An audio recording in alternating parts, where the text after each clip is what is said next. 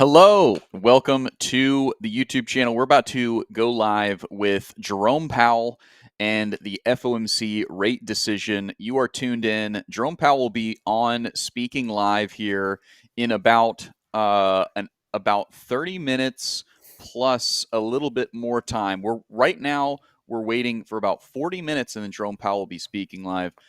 Today we have a special treat because I'm joined by Caleb Franzen, friend of the show and friend of mine. And Caleb, I know that you have had your eyes on this decision for some time. We've been waiting for it for a while. But before we get too much into the details of economics and crypto and equities and the future of markets, I wanted to just check in with you because it's been a little bit since you've been on the channel. How are you doing today, and how have you been? I've been good, man. I've been super excited for this. I know you hit me up relatively recently, and it was like, yeah, man, let's make it happen, especially on FOMC day. What better day to make this work? So here we are. Life is good. I mean, we've been seeing assets generally continue to make new all-time highs. So because I own assets, I've been enjoying this environment, broadly speaking.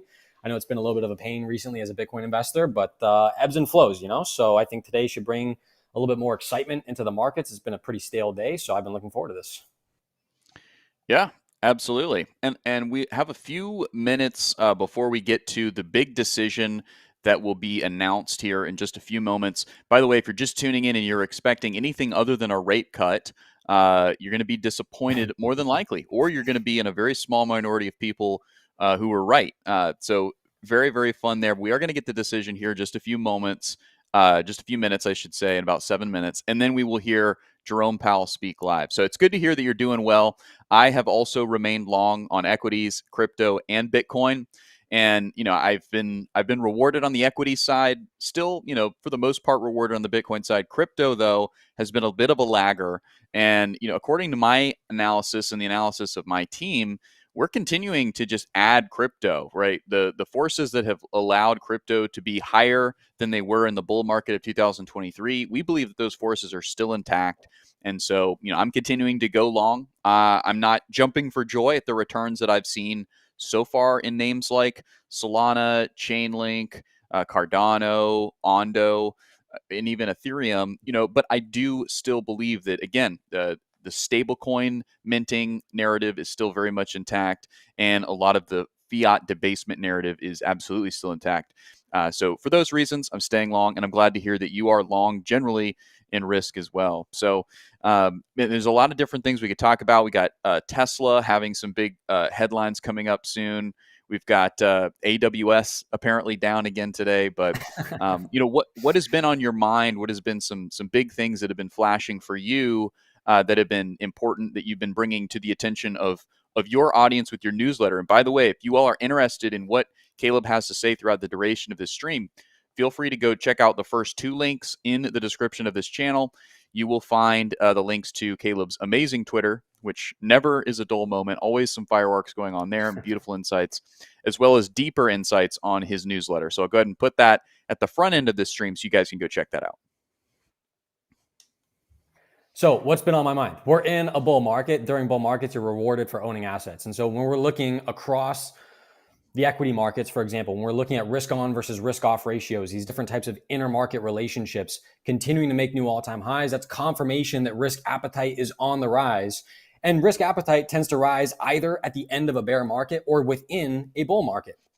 And so obviously we are not at the end of a bear market. That was at the end of 2022. So it's confirmation, it's further affirmation that we are still in a rock solid bull market. I think when I did a calculation earlier this morning, the NASDAQ 100 is up like 7.9% from the October 10th lows, which was the day that the Trump-China tariff announcement kind of came out, right? So clearly this market is rewarding investors and even traders alike. And I think one of the beautiful things about it is since that volatility spike, we've seen volatility compress around the entire market ecosystem. So whether or not we're talking about the VIX, which is the CBOE S&P 500 market volatility index, whether we're talking about the MOVE, which is the Treasury market volatility index, or even if we're looking at Bitcoin's 30 and 60-day trailing volatility, all of those dynamics are getting compressed back to the downside, again, reaffirming a very strong market environment. And so I think one of the beautiful things, specifically talking about the equity markets, and then we'll bridge that into crypto and Bitcoin specifically. But one of the beautiful things about this market environment is it's working for anyone.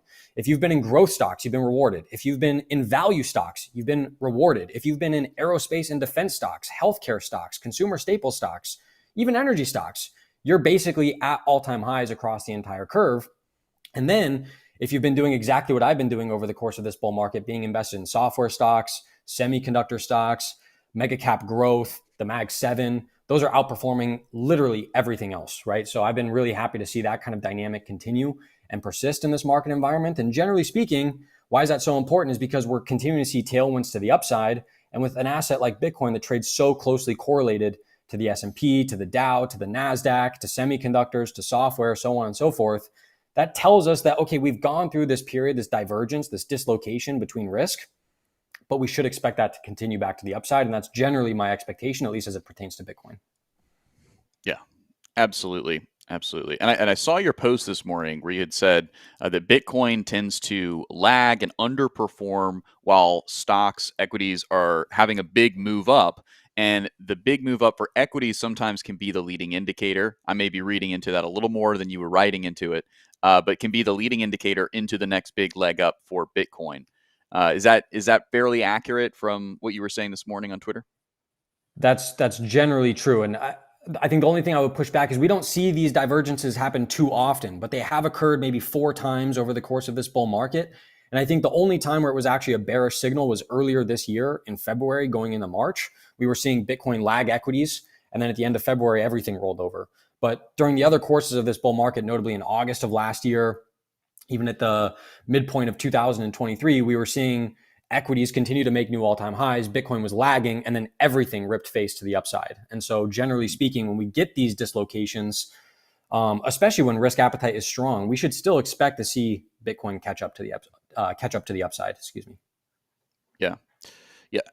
And I think we all are anxiously awaiting for that to come true. Well, speaking of anxiously awaiting, we're just a minute and some change away from seeing a 4.0% print on the screen. It'd be extremely unlikely, and it would not be priced into the market to see something other than 4.0 print on the screen.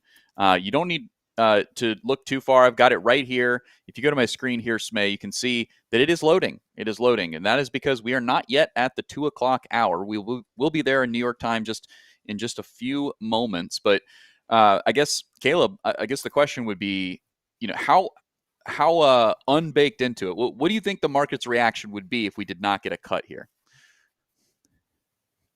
It wouldn't be good because the market is priced for a cut, as far as I'm concerned. So we definitely have a sell-off into that event. But we're 30 seconds away, and I think I'm like 99.9% sure that we're going to get the cut. So maybe I'll be proven wrong, and this is going to be one of those extreme scenarios. But based on what the bond market is saying, we should be priced for that cut. Absolutely. Well, I see some familiar faces in the chat today.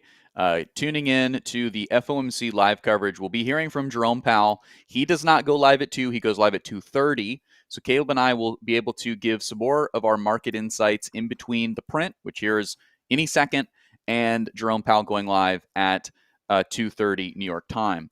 After of which, there will be a question and answer session, not from us. We unfortunately don't get to ask Jerome Powell any questions, but Mr. Timorose of the New York Times and some other amazing press folks will go ahead and ask some questions to Jerome Powell. And I've just got confirmation that 4.0% is going to be the federal funds rate. So they have cut, again, it is official. You can go to my screen here, Smay. So 4.0 down from the previous 4.2. That is in line with the forecast, the consensus. And now those extremely low-risk money managers on Wall Street can go ahead and allocate what they were going to allocate for their clients, but they were just waiting on the final print, the final confirmation. So, Caleb, going to throw it back over to you. I know that you're probably not too surprised by this, but does this make any kind of difference? Do you think that this is going to be kind of a flip switch now that we've seen 2 cuts in a row? This is not just one anomaly of a September cut. Now we have a September and an October. Do you think that this kind of sets a different type of pace? And is that more bullish tone already baked in? Are we already seeing prices kind of swing as high as they might go, or what are your thoughts here on 2 prints now in 2024? 2 cuts. I think since we got the first cut, the bond market has kept telling me that we should expect more cuts. And so even in the weeks leading into this action that we just saw, I was getting more of that confirmation telling us to expect, even beyond this meeting, more cuts in the near future, right? So this all makes perfect sense to me. I'm going through the post here from Nick Timoreos from the Wall Street Journal, looking at some of the change in the language of the press release, kind of where they removed certain language and where they added different language. And, a few things kind of stick out, basically talking about how recent indicators are consistent with the developments of unemployment edging up and so on and so forth, highlighting how downside risks to employment have rose in recent months. But they're not saying have risen. I don't know why they're necessarily making that change. And then they are obviously acknowledging that inflation has moved up since earlier this year, which is true on a year-over-year basis. So, these dynamics make perfect sense to me. As I look at Bitcoin, it's basically unchanged on the announcement. As my expectation was, the market's been priced for this. Everything is really going to come down to any language around QT. And that's one of the things that I was a little bit surprised about going through this announcement here, is I'm not seeing any statement or formal recognition on any potential changes to quantitative tightening. But I think even in the absence of that language, we're still seeing good things take place in the market. But I would definitely expect to see Powell get asked quite a bit about that in the press conference here in about 27 minutes. Absolutely. And you're skipping a little bit ahead here. I love it. You're anticipating, and I don't expect anything less. Of course, that is what we've seen a few big banks come out last week and make some comments. I believe Goldman and JP Morgan as well. They both pretty confidently said next week the Fed is going to announce quantitative tightening. Now, of course, they're not issuing that statement as a bank. There's specific representatives of departments and different specific trading floors that have issued those types of predictions. I, for one, am sitting here saying that would be pretty big, and it would be pretty big for the Fed to come out and announce QE, especially since we did have some chatter in previous press briefings from Jerome Powell saying that actually there would not be quantitative easing until rates are back down to zero. Now, two things are possible. A, he can change his mind. Anybody and everybody can change their mind no matter what position of power that they're in. And two, he's going to be out in May, right? So could he potentially start to take on the positions of the folks who are going to replace him? Given the track record and the level of prestige that Jerome Powell has, I doubt that would be the case, but you can't rule it out. So how much of rhetoric and types of nudging even towards a balance sheet kind of reimagining their policy with the balance sheet of buying bonds rather than kind of tapering off. What do you anticipate, if any, kind of language coming out from Jerome Powell? Is he going to hint at this? Is he going to come out and just say it? It hasn't printed here in their statement. What are your thoughts there? If it's not in the statement, he's not going to come out and say that they're doing anything, because that would have been explicit within the statement itself. So I think that's important to kind of highlight first and foremost. It's also very important to recognize the end of QT does not mean the beginning of QE.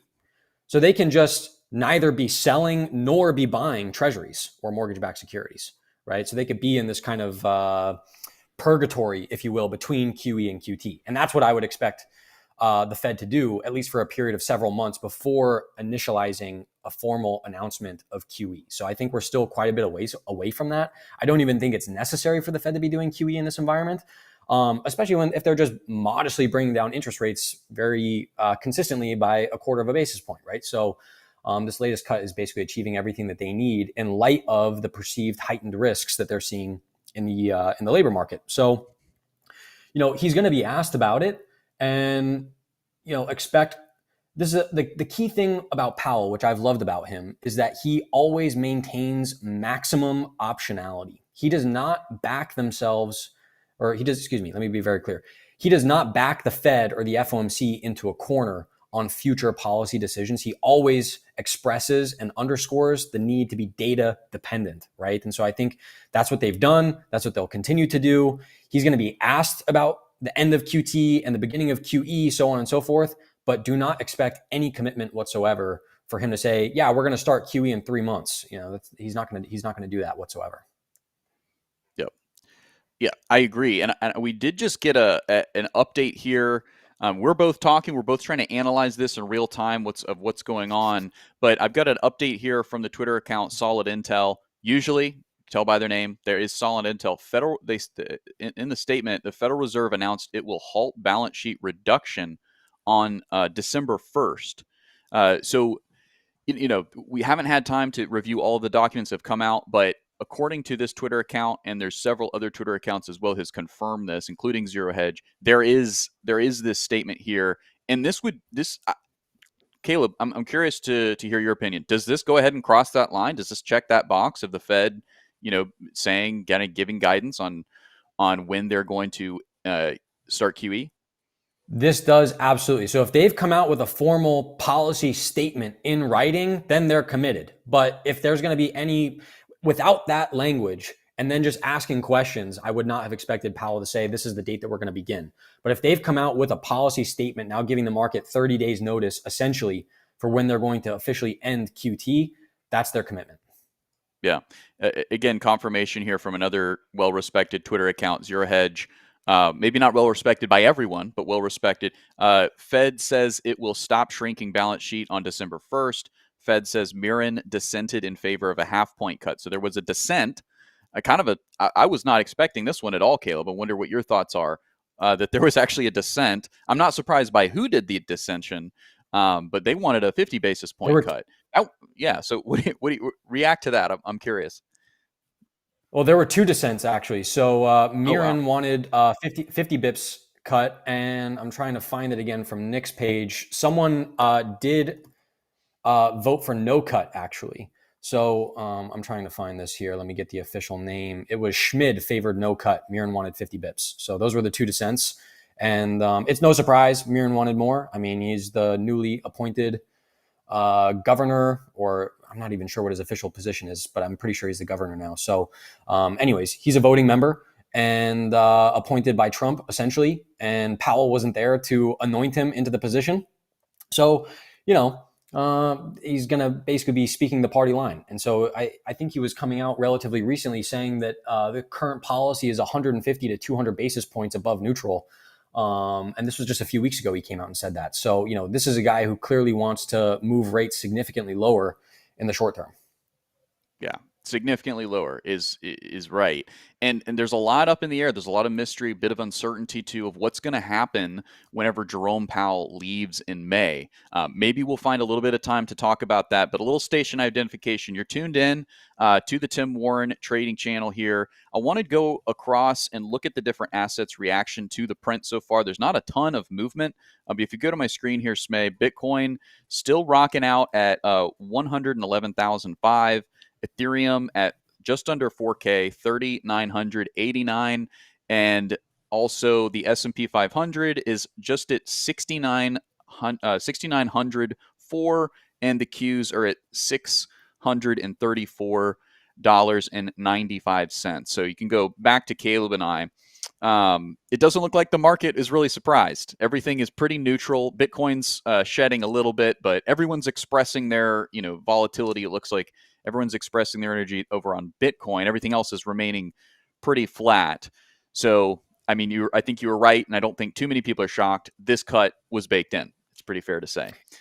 The thing that I'm happy about to see right now is, typically we have somewhat of a buy the rumor, sell the news. It's been very unequivocal if you look at any meaningful data that the Fed was going to cut in this meeting. And that's one of the reasons why we've seen risk assets like equities continue to bid higher, especially over the course of the past 2 weeks.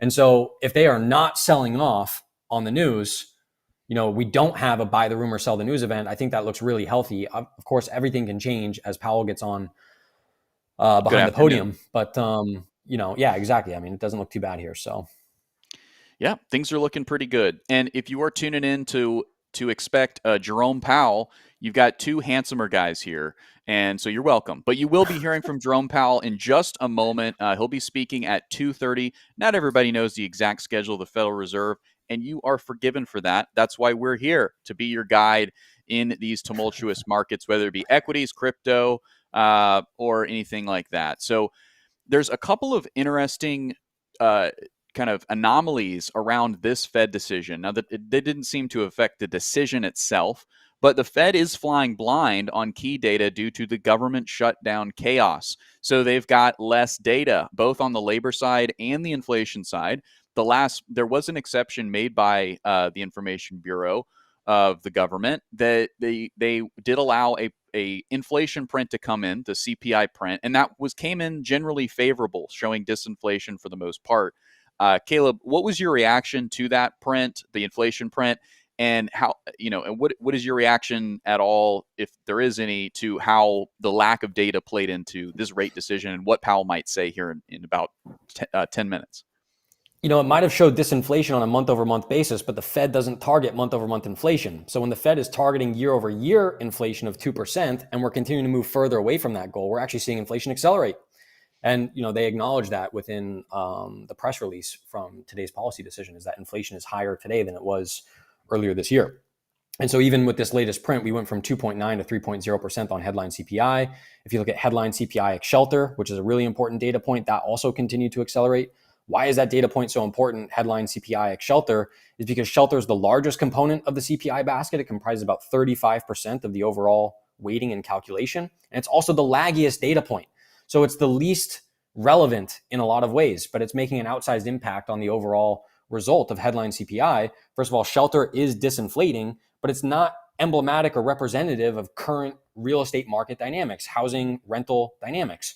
And so by the Fed's own admission, shelter, owner's equivalent rent, lags the actual housing and rental market by 8 to 12 months. So when we're looking at the X variable of headline CPI ex shelter, I think it's at 2.8%. It's up significantly versus where it was earlier in April, when I think it was around 1.3 or 1.4% year over year. So that metric is continuing to accelerate. And it's stale data now because we're getting it at the end of October for the data in September. So how relevant is it really?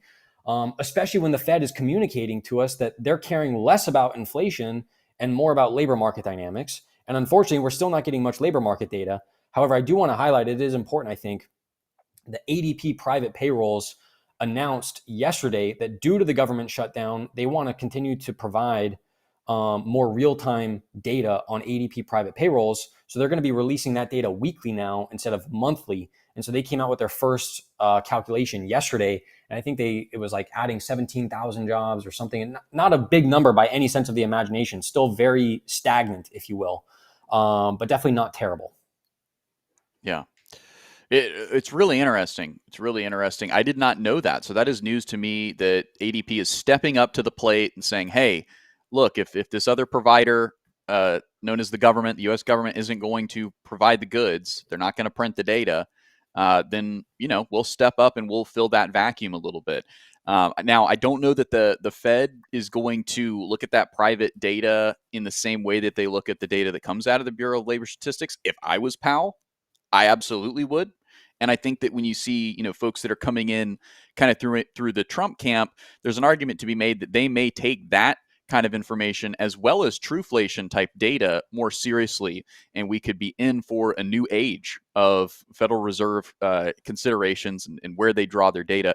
I embrace that. I'm here for it. But just because I'm thinking it might happen doesn't mean it's going to. That's for sure. So anything else you're seeing, Caleb? Any interesting insights? We are going to be hearing from Jerome Powell here in about 15 minutes. But Caleb, anything grabbing your attention that you might be seeing on Twitter? Anybody saying anything that's interesting? Check this one out. So now we have further evidence that the Fed is cutting interest rates while the stock market, the S&P 500, is at all-time highs. This is only the fifth time in U.S. history that they've been cutting interest rates with the market at all-time highs. The market has never been lower 1 year later in those prior four cases. So as we're thinking about whether this market has tailwinds to keep rising or headwinds to start falling, it's very unequivocal, in my opinion, that this market has tailwinds to keep rising in this environment. We have S&P 500 forward 12-month earnings at all-time highs. We have clear risk-on versus risk-off dynamics that are extremely favorable to more upside. We have the Mag 7, the MVPs of the market, putting the team on their back. A lot of people seem to complain about that, but I like to put it in terms of like a basketball analogy. If you have the chance to draft Steph Curry, LeBron James, Luka Doncic, Shai Gilgeous-Alexander, and Giannis Antetokounmpo onto your team, you want those guys to put up huge numbers because they're better than everyone else in the league, and your team is probably going to win if those guys play very well. It's the same exact thing in the stock market. You want to draft the MVPs of the market onto your team, into your portfolio. And when they're dragging the rest of the market higher, the team is winning, right? And so if you just own the S&P 500 or any of the indices for that matter, you want those stocks to be performing extremely well. Thankfully, they are. And the second order effect of that is you probably just want to own those stocks also, right? Which is exactly what I've been pounding the table on for more than 2 years at this point. So, this is exactly what we want to be seeing. And now the Fed is continuing to cut interest rates while the market is at all-time highs. That tells us we should keep raising price targets to the upside. And again, like I mentioned earlier, thinking about the correlation between Bitcoin and the equity market, that should also be telling us that, okay, we are going through this dislocation between Bitcoin and equities right now, but that likely isn't going to continue to persist. Yeah, absolutely. And, that's why I'm continuing to buy crypto, and specifically, up the risk curve of crypto. I think that has been something that's paid off from more of a risk management side, not so much from a return side, because, there hasn't been a ton of huge sweeping movements for crypto quite yet. Obviously, if you got your entries in the bear market of 2023, you have seen quite of a nice upside in names like Chainlink, Ethereum, and Solana. And XRP, and to some extent Cardano as well, for that matter. But it's definitely been very beneficial to also play the other side of the equity markets too, even maybe not getting too far outside of crypto and just sticking into some of the Bitcoin ETFs or Coinbase, maybe even trying your hand at some of the Bitcoin treasury companies, although those have not necessarily returned too much to shareholders quite yet. Which brings me to Tom Lee. I'm interested into hearing what your perspective is on granny shots, if you have one. Granny Shots is the kind of a managed ETF that's trying to play on what you were mentioning there with just the power of the indexification of Wall Street. Have you had much time to study Granny Shots and what Tom Lee's doing over there? I've seen Tom Lee talk about it on several occasions, and even before they came out with the ETF, I knew that this was something that his firm was providing from an analytical perspective. And I think it's brilliant that they came out with the ETF. I don't own it. I don't know what's in it right now. Okay, no worries. I don't even know if I don't even know if it's actually even outperforming the market. I want it. Do you know what the ticker is It is for? Is it GRNY? GRNY. Yeah, and it is. I think that it's up 26% if you're about to pull it up, 26% year to date, I believe. So Wow. it's done pretty well.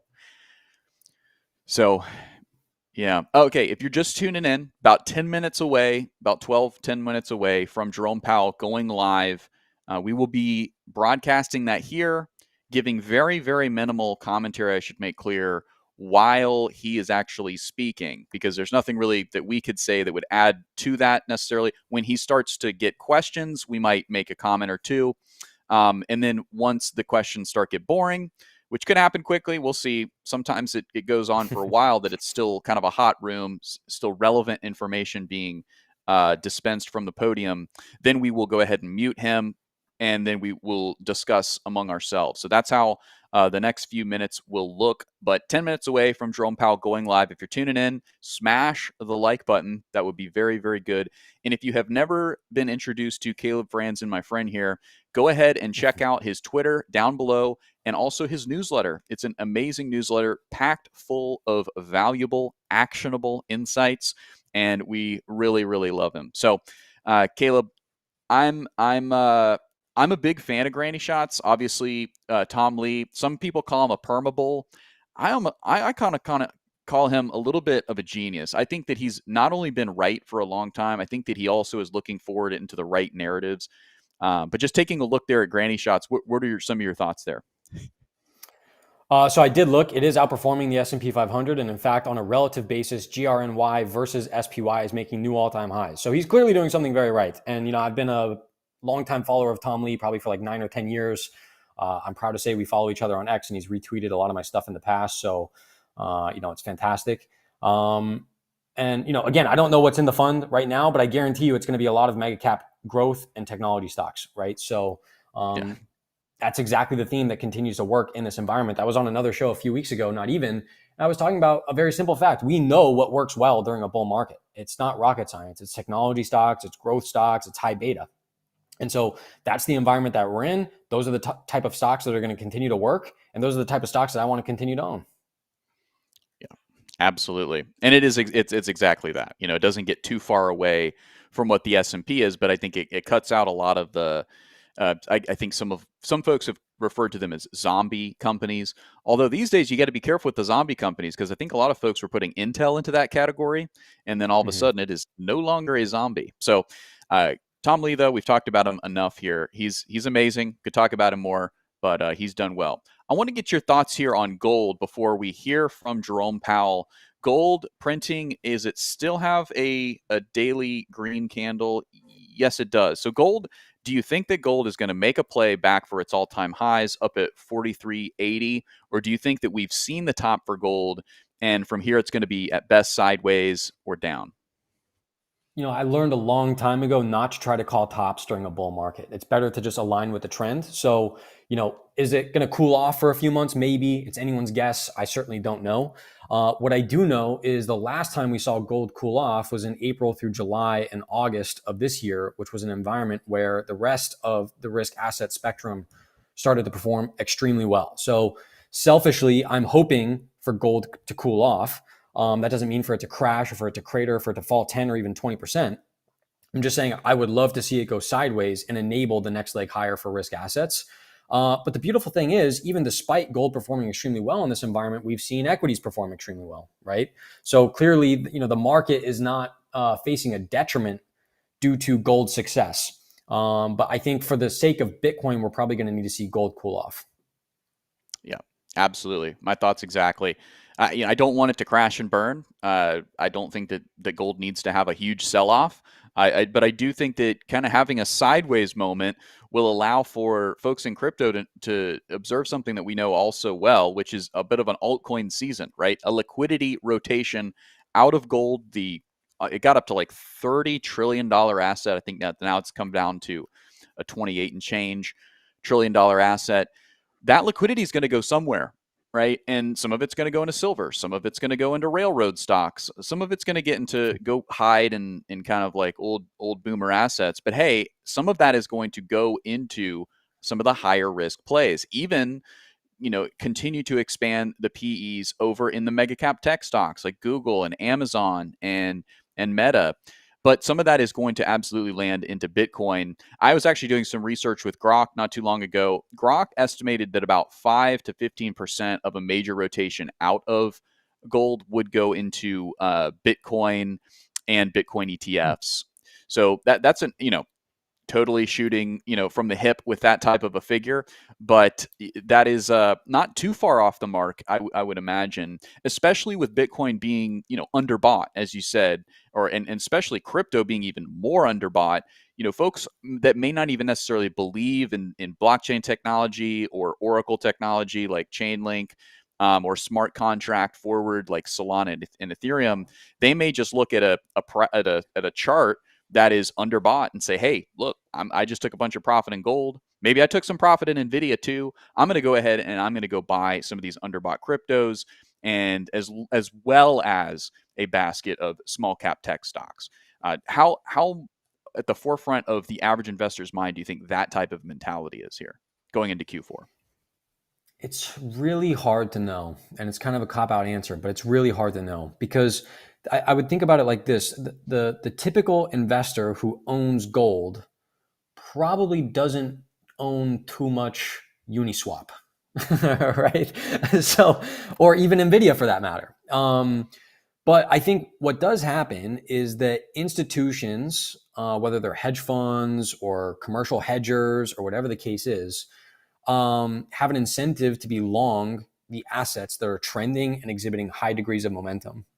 So if we start to see gold's momentum fade, that capital is going to find a new place to go and try to exploit existing stronger uptrends if gold is losing that strength.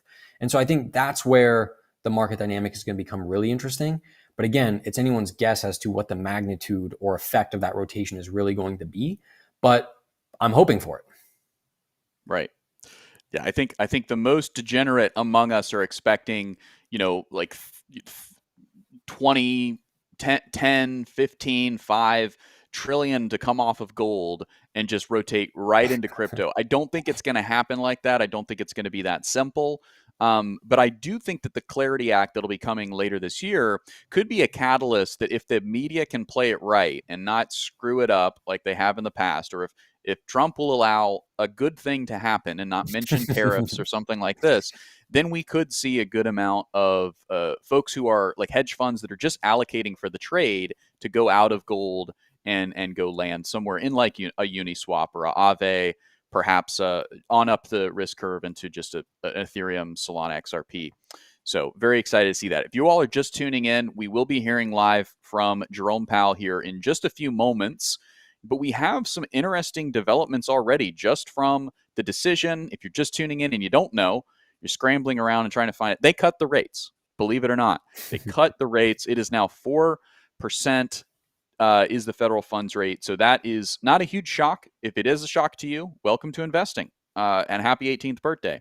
The Fed said it will stop shrinking the balance sheet on December 1st. And that is probably the biggest thing that I was not expecting to hear about so soon in this FOMC event. I was expecting it to maybe get squeezed out of Jerome Powell from the podium by someone from the New York Times or NBC or something like this. The fact that it's actually stated in ink, in black and white, in an actual press briefing from the Federal Reserve speaks volumes to what we might be seeing happen very, very soon. And I'm excited. Caleb, we're about 3 minutes from Jerome Powell speaking. What are you expecting him to say, maybe not say? What are your thoughts going into this press briefing? I think, I really have no idea. I'm going into it with an open mind because we've had a lot of fireworks every time Powell opens his mouth. And especially when the stakes are high in an event like this, that's basically the expectation, right? And I think in a lot of ways, the market, as always, going to hinge to every word he says and really try to read the tea leaves here in terms of forward guidance. And, of course, that's what's important. I think the important thing for me to remember and to remind myself of is regardless of any volatility that happens today, there's almost nothing that he can say in the context of what he's likely to say in this press conference today that would invalidate this bull market. So if we do get any of that downside reaction coming into the market, I'm not going to view it as a buying opportunity right here, right now, today, especially on the equity side.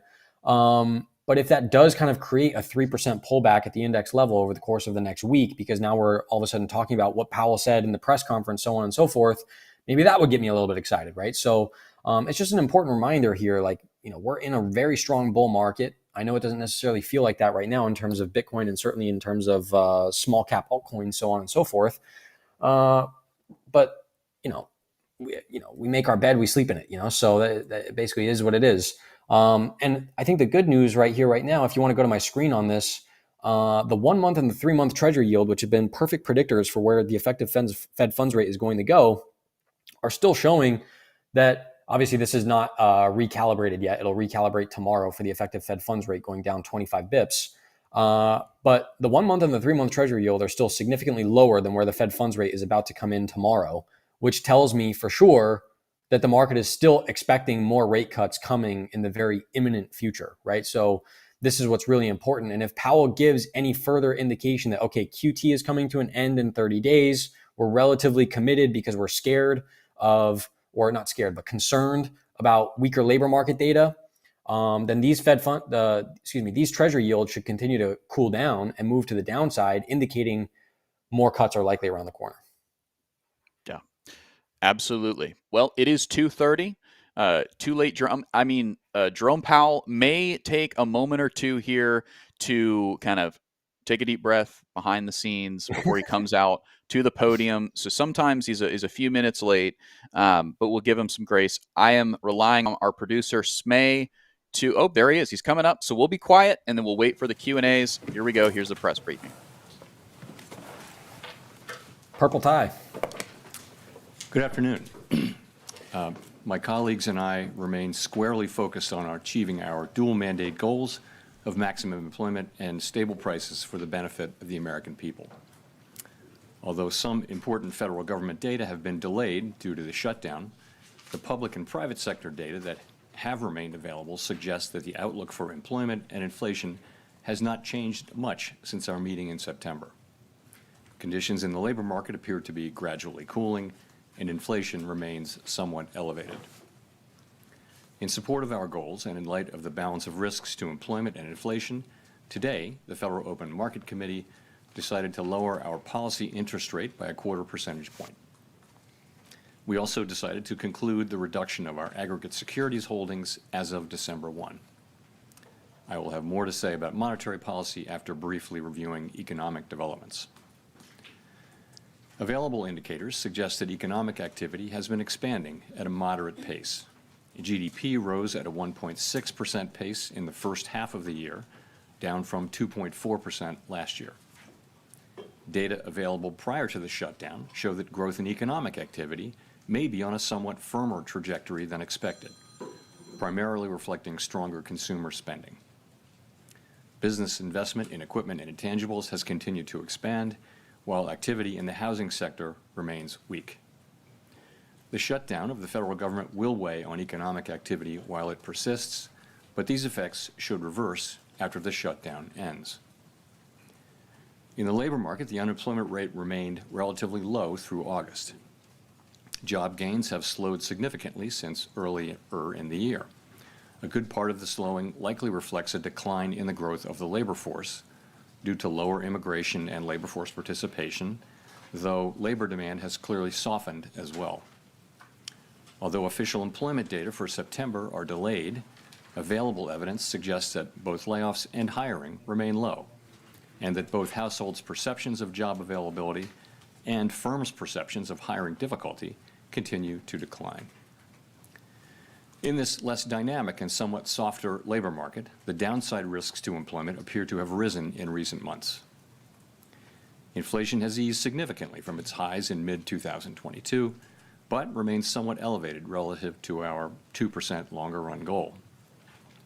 Estimates based on the Consumer Price Index suggest that total PCE prices rose 2.8% over the 12 months ending in September, and that, excluding the volatile food and energy categories, core PCE prices rose 2.8% as well.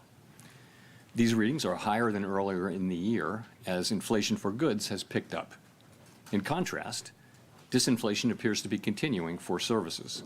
Near-term measures of inflation expectations have moved up on balance over the course of this year on news about tariffs, as reflected in both market and survey-based measures. Beyond the next year or two or so, however, most measures of longer-term expectations remain consistent with our 2% inflation goal. Our monetary policy actions are guided by our dual mandate to promote maximum employment and stable prices for the American people. At today's meeting, the committee decided to lower the target range for the federal funds rate by a 1/4 percentage point to 3 3/4 to 4%. Higher tariffs are pushing up prices in some categories of goods, resulting in higher overall inflation. A reasonable base case is that the effects on inflation will be relatively short-lived, a one-time shift in the price level. But it is also possible that the inflationary effects could instead be more persistent, and that is a risk to be assessed and managed. Our obligation is to ensure that a one-time increase in the price level does not become an ongoing inflation problem. In the near term, risks to inflation are tilted to the upside and risks to employment to the downside, a challenging situation. There is no risk-free path for policy as we navigate this tension between our employment and inflation goals. Our framework calls for us to take a balanced approach in promoting both sides of our dual mandate. With downside risks to employment having increased in recent months, the balance of risks has shifted. Accordingly, we judged it appropriate at this meeting to take another step toward a more neutral policy stance.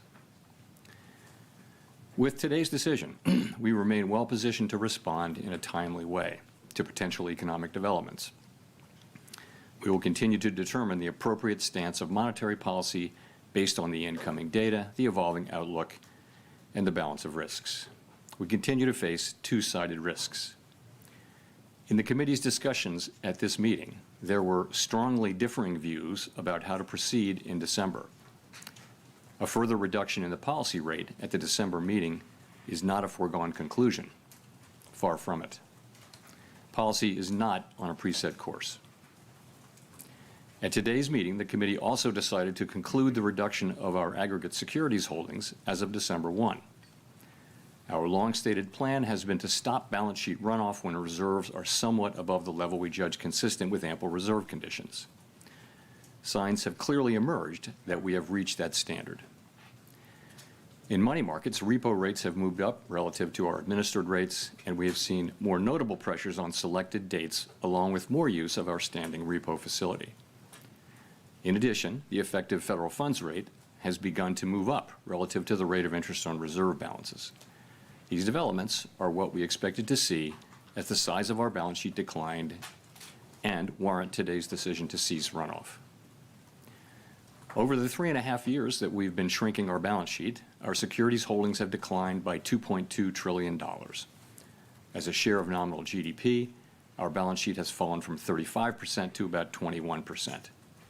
In December, we'll enter the next phase of our normalization plans by holding the size of our balance sheet steady for a time, while reserve balances continue to move gradually lower as other non-reserve liabilities, such as currency, keep growing.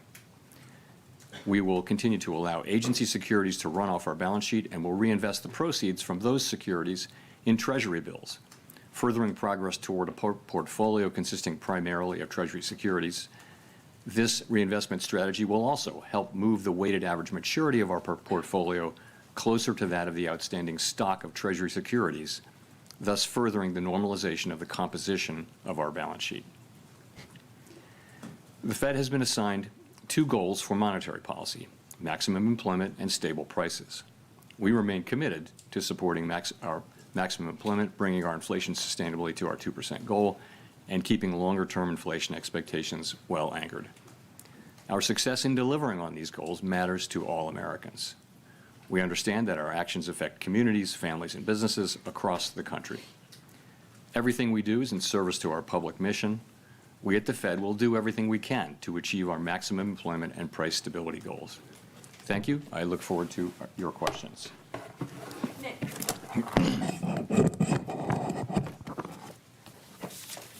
Nick Timmeros of the Wall Street Journal. Chair Powell, are you uncomfortable with how market pricing has assumed a rate cut is a foregone conclusion at your next meeting? Well, as I just mentioned, a further reduction in the policy rate at the December meeting is not a foregone conclusion, as I've just said. So I would say that needs to be taken on board. We had, I would just say this, 19 participants on the committee. Everyone works very hard at this and takes their obligations to serve the American people very seriously.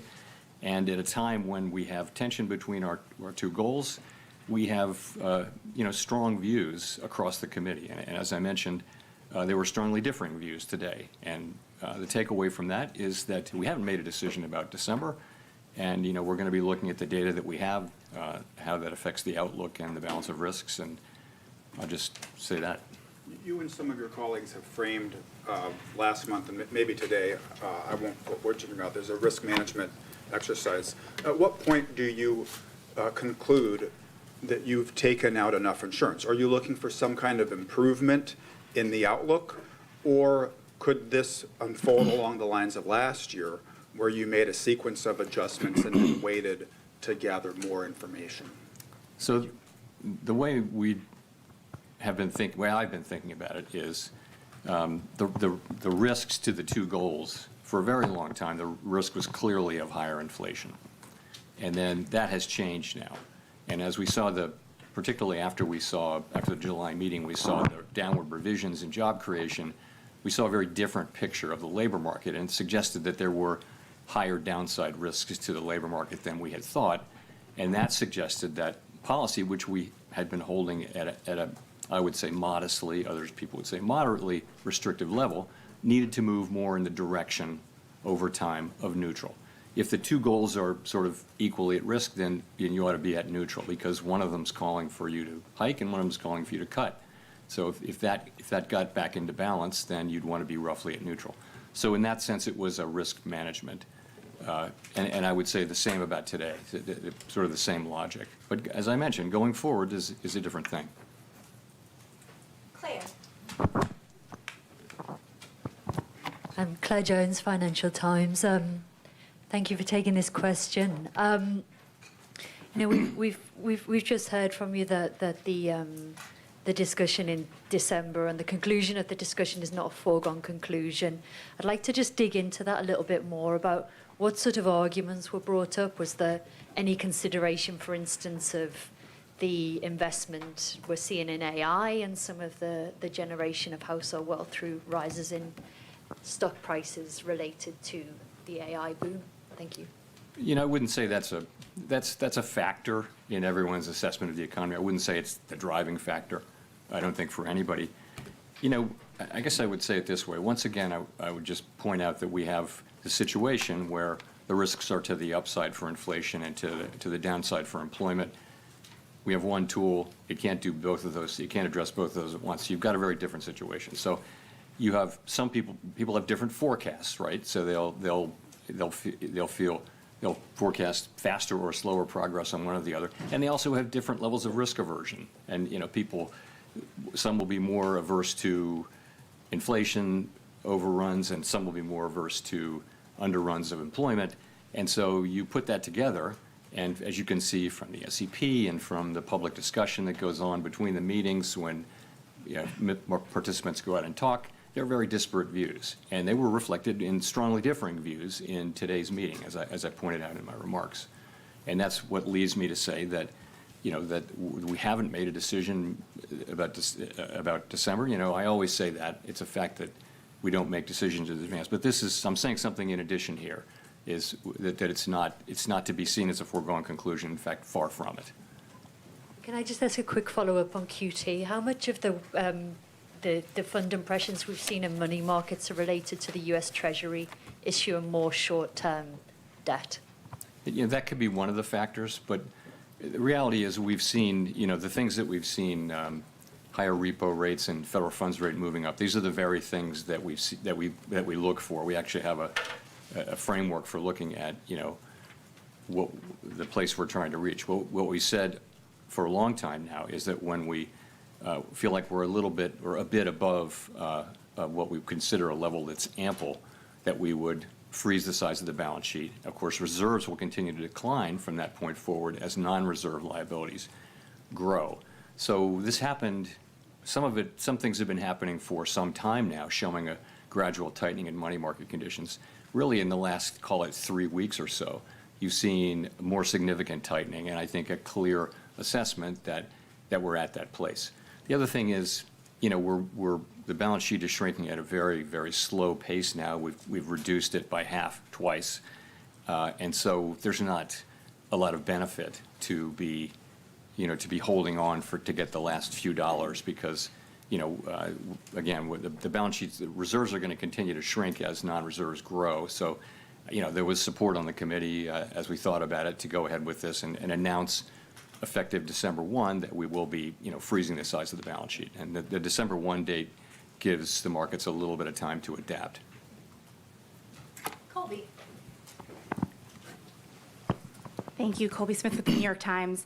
So much of the rationale for cutting interest rates, even as inflation moves away from the 2% target, seems to be, that there are these mounting downside risks to the labor market. But if those don't materialize and the labor market either stabilizes around current employment levels or even starts to strengthen somewhat, how would that change your perception of how much interest rates need to fall from here? Would you then be a bit more concerned about underlying inflation and the possibility of second-round effects from tariffs? Yeah, I mean, in principle, if you were to see data that suggested that the labor market's strengthening or even that it's stabilizing, that would certainly play into our decisions going forward. So, we do have, we get some data. The labor market is a place where we get, for example, we get the state-level data on initial claims, which are sending a sort of a signal of more of the same. We also get job openings, and we'll get lots of survey data. We'll get the Beige Book and things like that. So we'll have a picture of what's going on in the labor market, and the fact that we're not seeing an uptick in claims or a downtick really in openings suggests that you're seeing maybe continued very gradual cooling, but nothing more than that. So that does give you some comfort. But if this shutdown lasts a while longer and you don't have that data in hand, I'm just wondering how that hinders the committee's ability to assess the state of the labor market and make the right policy decisions, and also how much is that factoring into the debate about December? Yeah.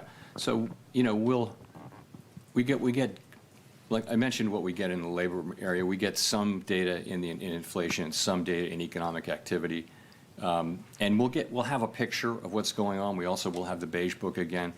I would say we're not going to be able to have the detailed feel of things. But I think if there were a significant or a material change in the economy one way or another, I think we'd pick that up through this. So in terms of how it might affect December, it's really hard to say. December's, the meeting's like 6 weeks away.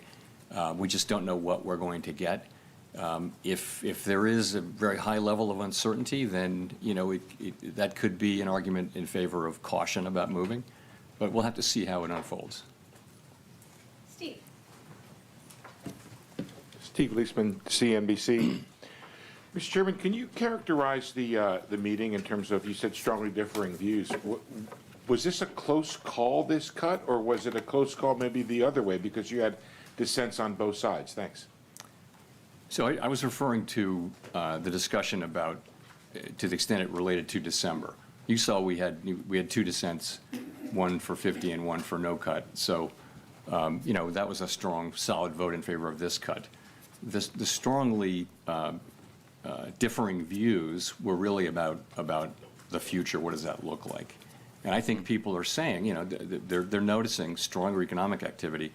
Forecasters generally, broadly, have raised their economic growth forecasts for this year and next year, in some cases quite materially. In the meantime, we see, a labor market that's kind of, I don't want to say stable, but it's not clearly in motion. It's not clearly declining quickly in any case. It may be just continuing to gradually cool. And again, people have different forecasts and expectations about the economy and different risk tolerances. And so there's you read the SEP, you read the speeches, there are differing views on the committee, and to the point where I said what I said. And just to follow up on the balance sheet, if you stop it, the runoff now, does that mean you have to go back to actually adding assets sometime next year so that the balance sheet doesn't shrink as a percent of GDP and become a tightening factor? So you're right. The place we'll be on December 1 is that the size of the balance sheet is frozen. And as mortgage-backed securities mature, we'll reinvest those in Treasury bills, which will foster both a more Treasury balance sheet and also a shorter duration. So that's what. In the meantime, if you freeze the size of the balance sheet, the non-reserve liabilities, currency, for example, they're going to continue to grow organically. And because the size of the balance sheet is frozen, you have further shrinkage in reserves. And reserves is the thing that we're managing that has to be ample. So that'll happen for a time, but not a tremendously long time. We don't know exactly how long.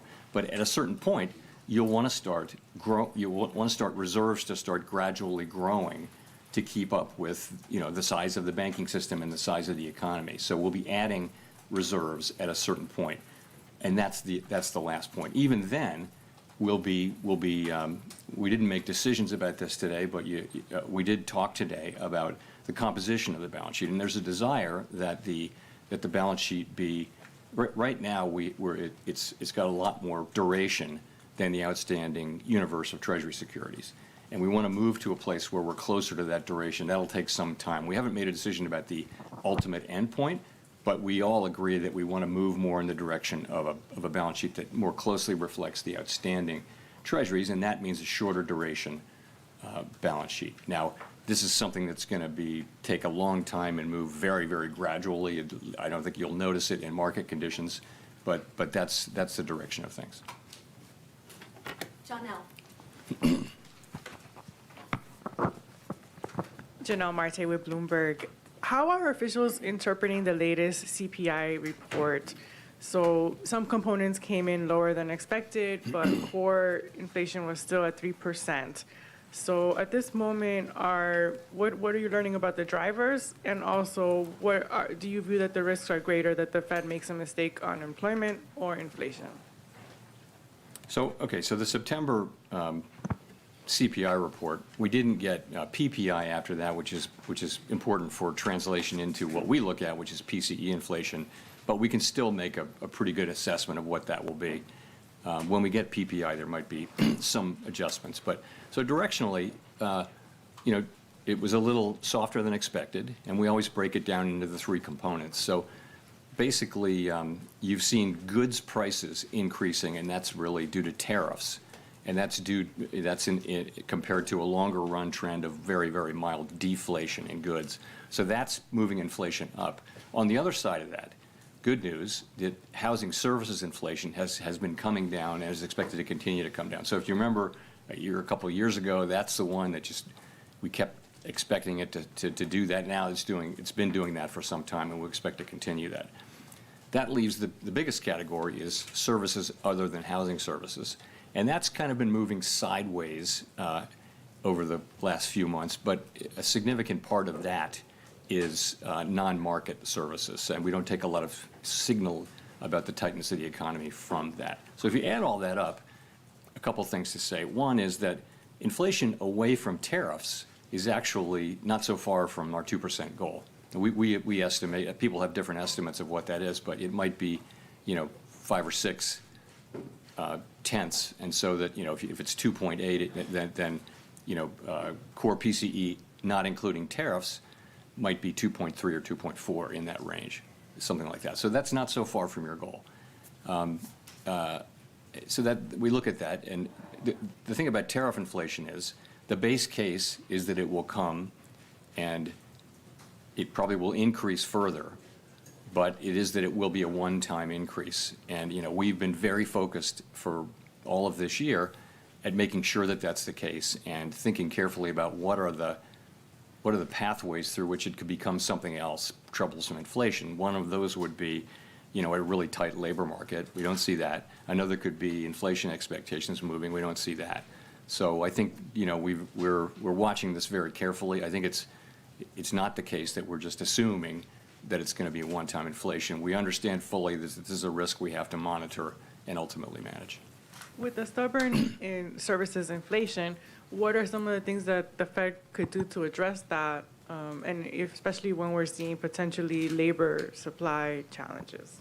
Sorry, say the first. The stubborn services inflation that you mentioned. Services inflation, yeah. Well, again, the part of services inflation that isn't coming down as we would like it to is the non-market part of non-housing services. And overall, that's just something that we expect will come down. The non-market part of it should come down. It largely reflects higher stock prices and financial services that are imputed rather than actually paid is a big part of that. But also just, we think policy is still modestly restrictive in my telling. So that's the kind of thing that should lead to a gradually cooling economy. That's one of the reasons you see a gradually cooling labor market, is because the Fed policy is modestly restrictive. So that should also help get that. I want to say, though, we're absolutely committed to returning inflation to 2%. If you look at longer-term surveys or market pricing, you will see that's a credible commitment, and there should be no question that that's where we're going. Chris. Great, thank you. Chris Rugaber at Associated Press. So there's a big investment boom in AI infrastructure right now, as you know, and wondering if the existence of such a boom would indicate that rates are not that restrictive after all, and could further rate cuts at this point perhaps fuel an excess level of investment there or market bubbles? How is the Fed thinking about that? There's the B word. So I don't think that you're right. There are a lot of data centers being built and other investments being made around the country and around the world. Big U.S. companies are just investing a lot of resources in thinking about how AI, which will be based on those data centers, run through those data centers, is going to affect their businesses. So it's a big deal. I don't think that the spending that happens to build data centers all over the country is especially interest sensitive. It's based on longer run assessments that this is an area where there's going to be a lot of investment and that's going to drive higher productivity and that sorts of things. I don't know how those investments will work out, but I don't think they're particularly interest sensitive compared to some of the other sectors. And then just a quick follow-up. Could you mentioned that you do have data that you're looking at for inflation and growth in the absence of government data. Could you give us a sense? I think we know a lot about the jobs data that's out there. Can you give us a sense of what you're looking at to track inflation in the absence of government data? Thank you. So it's a lot of things, and it doesn't replace government data, but you know all of these. I'll just mention some of the many names: Price Stats, Adobe, and others. For wage inflation, there's ADP data. On spending, you're going to ask about spending at some point. There are lots of other things that we look at, but it's many different sources, and again, including what we get out of the Beige Book, which will be sort of come out mid-cycle as always. And it doesn't replace the government data, but it gives us a picture. Again, I think if something material were happening, if there were material developments, I think we would pick that up. I don't think we'll be able to have the very granular understanding of the economy while this data is not available. Howard?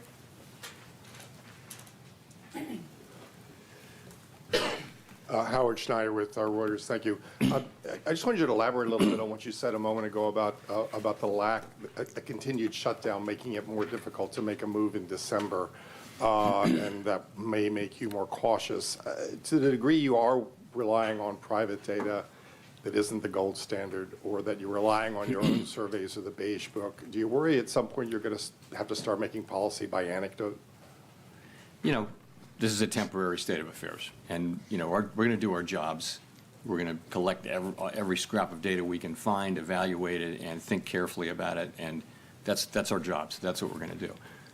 If you ask me, could it affect the December meeting? I'm not saying it's going to, but yeah, you could imagine that what do you do if you're driving in the fog? You slow down. So that could or could not. I don't know how that's going to play into things. We may get the data may come back, but there's a possibility that it would make sense to be more cautious about moving. I'm not committing to that. I'm just saying it's certainly a possibility that you would say we really can't see, so let's slow down. As a follow-up in the debate on this meeting, we saw recently some pretty big layoff announcements coming from Amazon and others. Wondering if that figured into the discussion at all, that you're starting to see this tension between growth and employment starting to be resolved, to the detriment of employment. And secondly, some of the stress is starting to appear in the bottom spur of the K, as they call it, household health premiums that are going to possibly be going up quite substantially, things like that. Has that started to become a factor in your policy discussion? So those are both things that we're watching very, very carefully. To start with the layoffs, you're right. You see a significant number of companies either announcing that they are not going to be doing much hiring or actually doing layoffs, and much of the time they're talking about AI and what it can do. So we're watching that very carefully. And yes, it could absolutely have implications for job creation. We don't really see it in the initial claims data yet. Now, it's not a surprise that we don't. It takes some time for it to get in there, but we're watching that really carefully. But again, don't see it yet in the initial claims data. On the K-shaped economy thing, I would say the same thing or similar thing. We are. If you listen to the earnings calls or the reports of, big public consumer-facing companies, many of them are saying that there's a bifurcated economy there, and that consumers at the lower end are struggling and buying less and shifting to lower-cost products, but that at the top, people are spending at the higher income and wealth, and so much anecdotal data on that, and so we think there's something there. Edward. Thank you, Edward Lawrence with Fox Business. So, Mr. Chairman, I want to take another crack at the further reduction of rates is not a foregone conclusion. So in December, you said far from it. So if a cut might not be on the table for December because of lack of data, what does the other concerns then stem from? So if it's not lack of data, as the reason December is not a foregone conclusion. What other things could be the concern then? Well, the perspectives of people on the committee that, we've now moved 150 basis points, and that we're down into, you're into that range between 3 and 4, where many estimates of the neutral rate live in that 3 to 4% area. You're there now. You're above the median number for the committee, but I think there are people on the committee who have higher estimates of the neutral rate, and that's you can argue these positions since it can't be directly observed, the neutral rate. So, I think for some part of the committee, it's time to maybe take a step back and see whether there really are downside risks to the labor market, or see whether, in fact, the growth, that the stronger growth that we're seeing is real. Ordinarily, the labor market is a better indicator of the momentum of the economy than the spending data. That's the lore. In this case, that gives a more downbeat read. So people just have, again, we've cut 50 more basis points in the last 2 meetings, and there's a sense like, from some, let's pause here, kind of thing, and a sense from others wanting to go ahead. But that's why I say differing views, strongly differing views. And so on that division, then, you're talking about going forward. So what's more important in this division? Is it inflation risks? Is it employment risk? Or is there a deeper philosophy division among the board? Look, everybody on the committee is deeply committed to doing the right thing to achieve our goals, maximum employment and stable prices. You have differences on how to do that. And as I mentioned, some of that is different forecasts, but a lot of it is also different risk aversions to the different variables, which is common through all Federal Reserves. People just have different risk tolerances, let's say. So that leads you to people with disparate views. You will know that from the speeches you've been listening to from my colleagues. And so we're at a place now where we have, in fact, cut 2 more times. And, we're 150 basis points closer to neutral, wherever that may be, than we were a year ago.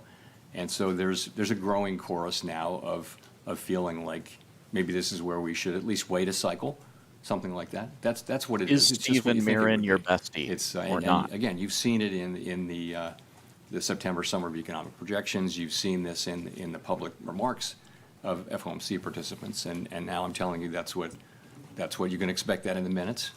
And I'm just telling you that's what happened in the meeting. Elizabeth.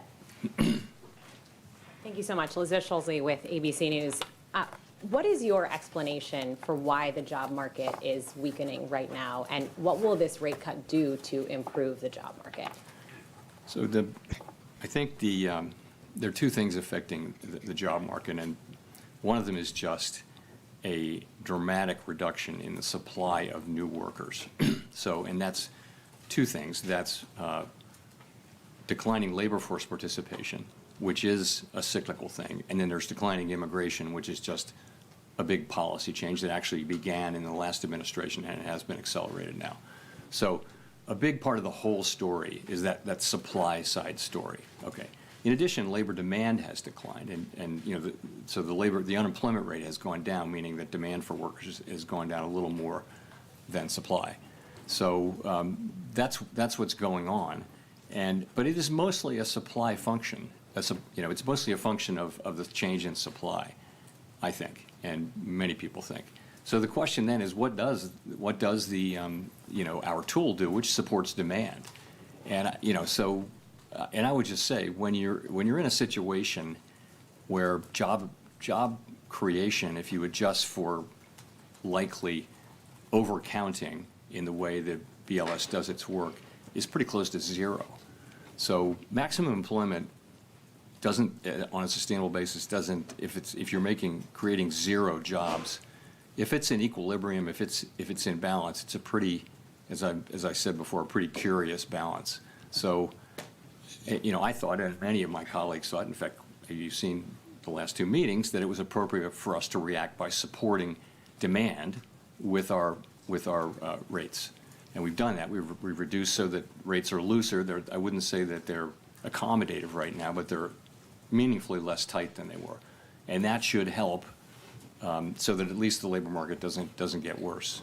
Though it's a complicated situation, and some people argue that this is supply and we really can't affect it much with our tools, but others argue, as I do, that there is an effect from demand and that we should use our tools to support the labor market when we see this happening. You also talked about tariffs causing a one-time price increase. Should American household consumers expect that inflation will continue to go up this year because of those tariffs?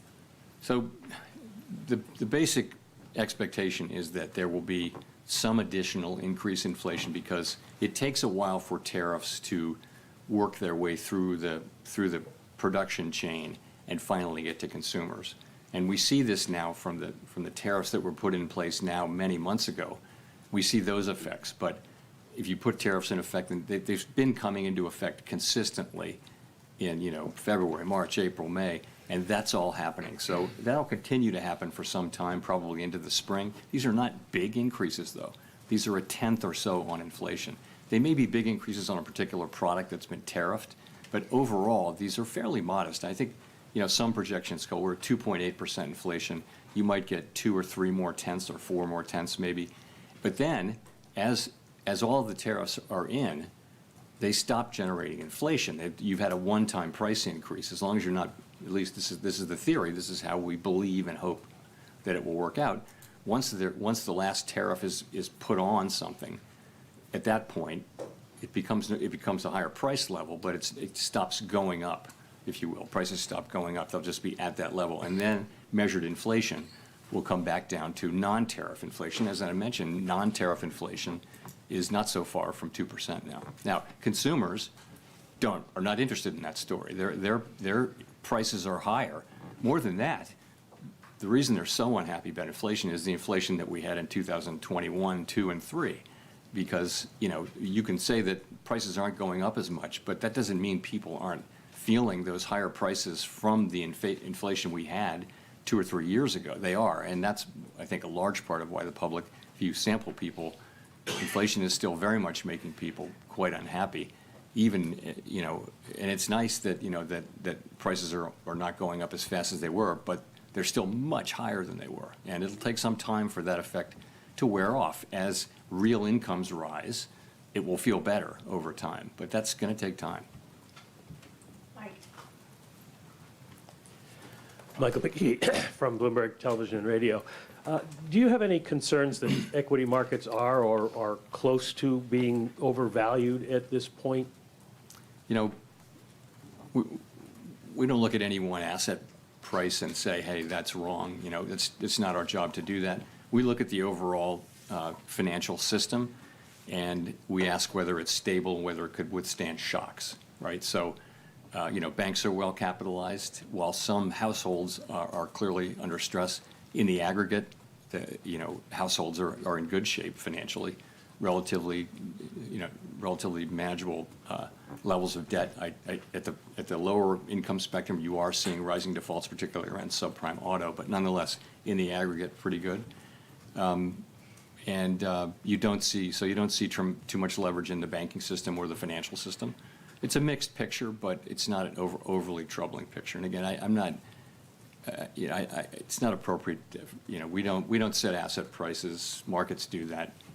Well, you must be well aware that by lowering interest rates, you're contributing to additional asset price increases.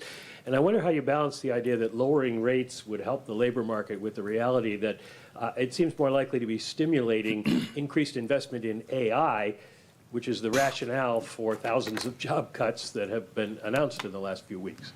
Yeah, I don't think interest rates are an important part of the AI, of the data center story. I think, people think they're great economics in building these data centers, and they're making a lot of money building them, and they think they have very high present value and all that sort of thing. It's not really about. It's not about 25 basis points here or there. We use our tools to support the labor market and to create price stability. That's what we do. That's our two jobs, right? So we're here by lowering rates at the margin, that will support demand, and that will support more hiring, and that's why we do it. Now, no 25 basis point or even 50 basis point hike is going to be a dispositive thing, but ultimately, lower rates will support more demand, and that'll support hiring over time. And of course, we also have to be careful about this, which is what we've been doing, because we know where inflation is, and we know that, I've told you the story. It's a complicated story, but this is the best assessment that we can make. Because there's uncertainty around inflation and the path ahead for inflation, that's why the pace we're going has been a careful one. Victoria. Hi, Victoria Guida from Politico. On AI, I'm just wondering, it seems like a lot of the economic growth that we've been seeing is fed by investments in AI. So how worried are you about what a sudden contraction in tech investment would mean for the overall economy? Is there enough strength in other sectors? And specifically, are there any lessons that you take from the 1990s in how you might approach what's happening right now? Yeah, this is different. In the sense that the companies that are so highly valued actually have earnings and stuff like that. So if you go back to the 90s and the dot-com, these were ideas rather than companies, and so there's a clear bubble there. Whereas I won't go into particular names, but they actually have earnings. There's a bubble where, Jerome? Be specific. It looks like they have business models and profits and that kind of thing. So it's really a different thing. The investment we're getting in equipment and all those things that go into creating data centers and feeding the AI, it's clearly one of the big sources of growth in the economy. Consumer spending also, though, has been, is much bigger than that and has been growing and has defied a lot of, negative forecasts, continuing to do so this year. Consumers are still spending. Now, it may be mostly higher-end consumers, or maybe skewed that way. But the consumer is spending, and that's a big chunk of what's going on in the economy, substantially bigger than AI. You could point to growth. I mean, actually, growth as opposed to level, but consumer spending is a much bigger part of the economy. And why do you think that the labor market is slowing so much, even though consumer spending is strong? Why has it slowed so much? Well, what's happened is that the supply of workers has dropped very, very sharply due to mainly immigration, but also lower labor force participation. So, and that means there's less need for new jobs because there isn't this flow into the pool of labor that, where people need jobs, because there aren't those people now. So there's not a supply of workers showing up for jobs. In addition, demand has also gone down, and so has labor force participation has declined, which is more of a sign, in this case, of demand as well as trend. So I think you're seeing some softening. The economy's growing at a slower rate than it was, 2.4% last year. We think around 1.6% this year. It could have been a couple of tenths higher if not for the shutdown. And of course, that will reverse. But you still got the economy growing at a moderate pace. Andrew. Hey there, Andrew Ackerman with the with the Washington Post. I wanted to ask if you could elaborate on how you think about policy in the context of the data drought. Does it make you inclined to stick with your plans as set out in September in the absence of the data that might change your mind, or does it make you inclined to proceed with added caution because of uncertainty? Yeah, well, we'll know when we face that question, if we face that question. It'll probably be argued both ways, right? But I've said a couple times here that, if you really aren't getting information you really don't know, and the economy looks like it's solid and stable and hasn't really changed, there will be an argument. I don't know how persuasive it will be, but there will be an argument that, you slow down when you can't see as far ahead. Others may argue, I'm not sure where this argument will come, but you're perfectly right that you could also argue, well, things haven't really changed, but you might not know that, So I don't know whether we'll face this or not. I hope we don't. I hope by the time of the December meeting we're getting, a better flow of data. But if we're going to have to do our jobs one way or the other. Okay. I also just wanted to ask a FinReg question. I think several years ago, you said the overall amount of capital in the system was about right. As the Fed moves forward with a revised Basel proposal, potentially changes to the GSIB surcharge, has that changed at all? Or are you planning to significantly reduce the amount of capital in the system? Thanks. So there are discussions going on, I think, among the agencies, and I don't want to get ahead of those discussions. I continue to think that the level of capital, when I said that in 2020, was about right. And of course, there's been much capital added since then through various mechanisms. But I look forward to I know those discussions are really just getting going. They haven't come to the point where they're got a whole plan and that kind of thing. So I really don't have much to say on that. Brian. Hi, Chairman Powell. Brian Chung with NBC News. Is the weakness in the jobs market accelerating, and who's at risk if the interest rate cuts are not the effective medicine for a further slowdown in the labor market? So we do not see the weakness, as you put it, the weakness in the job market accelerating. I would say, then again, we didn't get the September employment report, payroll report, but we look at, the unemployment insurance claims, initial claims are reported at the state level, and we still get those, and we can accumulate them and get the national number. And there's really, no story. You can look at the numbers. Same thing with the job openings we get from Indeed. There's just no story over the last 4 weeks. It's kind of stable. So you don't see anything that says that the job market is, or really any part of the economy is making a significant deterioration. Don't see that. You see more things like I mentioned, though, which is you see big companies making announcements of either of layoffs or of the idea that they won't need to hire. Their number of employees is not expected to go up over a number of years. There may be different people working there. They say that too, but they don't need a bigger head count. So you see those kinds of things. You don't see it in the aggregate numbers. The layoff numbers have not gone up, but job creation is very low. And the job finding rate for people who are unemployed is very low. But the unemployment rate is very low as well. 4.3% is a low unemployment rate. So as you make these cuts, is it the lower income workers that you're thinking about, or those who might have their jobs automated? Is there a particular section of the labor market that you're particularly? So we can't, our tools don't allow us to target any demographic or any income level and that kind of thing. I do think that people, we saw this during the global financial crisis and the long recovery. If you have a long period of very strong labor market conditions, it benefits people at the lower end the most. The last 2 or 3 years of that long expansion, people at the lower part of the income spectrum were getting the biggest benefits, and lots of things were happening in that space demographically, which were very constructive. And we're not at that place right now. But so, a stronger labor market is the best thing we can do for the public. It's also part of our job. It is half of our job, but it is absolutely the best thing we can do for people. Along with keeping prices stable, those two things. Inflation also hurts people on fixed incomes more than other people. Courtney.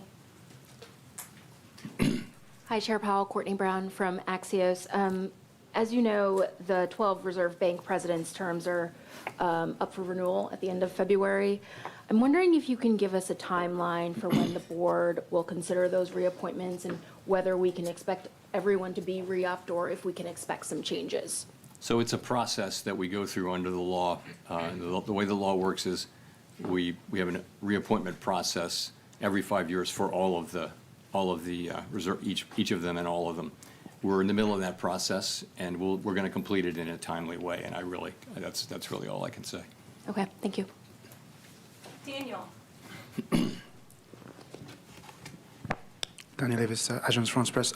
You've now had dissents in 3 consecutive FOMC meetings, but in this meeting you had dissents going in both directions, and you've just mentioned there's strong disagreement over the future path of rate cuts. Have these disagreements complicated your role presiding over the FOMC meetings, and if so, how? I wouldn't say that, no. I think you have to take what comes, and what comes right now is pretty challenging situation where we have, first of all, we have 4.3% unemployment. We have an economy that's growing close to 2%. So, overall, it's a good picture. It's a good picture. But in terms of our policy, we have upside risks to inflation, downside risks to employment, and this is a very difficult thing for a central bank because, one of those calls for rates to be lower, one calls for rates to be higher. We can't do both, so we have to balance the two. And so it's a challenging thing, and, as we have worked our way through this process, you would expect that there would be a range of views across the committee on what to do and the speed with which we should do it. And that's what we have. That makes a lot of sense to me. All of these people are, people who take their jobs very seriously, work very hard at this, and just want to do what's right for the American people, but they have different views on what that is. And, it's an honor to work among people who care that much. It is, but I don't feel that it's unfair or anything like that. It's a time when we're making quite difficult judgments in real time, and I believe we'll get through this, and I think we've done sort of the right thing so far this year. I think it was appropriate for us to be careful about this. I think it would not be appropriate to just ignore or assume away the inflation issue. At the same time, I think the risk of higher, more persistent inflation has declined significantly since April. And if we do wind up resuming rate cuts at some point, we will at some point. I think we're trying to get to the end of this cycle with the labor market in a good place and with inflation, on its way to 2% or at 2%. So that's all we're trying to do, and we're doing it under, quite challenging circumstances and doing the best we can. We'll go to Jennifer for the last question. Thank you so much, Chair Powell. Jennifer Schonberger with Yahoo Finance. Both regional and large banks have taken losses on loans given delinquencies on subprime auto loans. JP Morgan CEO Jamie Dimon warned, when you see one cockroach, there may be more likely. I'm curious how the Fed is looking at these loan losses and if it poses risks to the financial system or the outlook for the economy. Is it a warning sign? So, we're obviously we watch these things very carefully, credit conditions very carefully. You're right.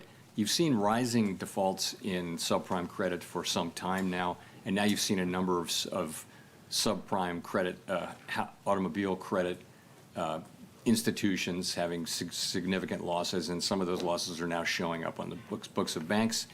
We're looking at it carefully. We're paying close attention.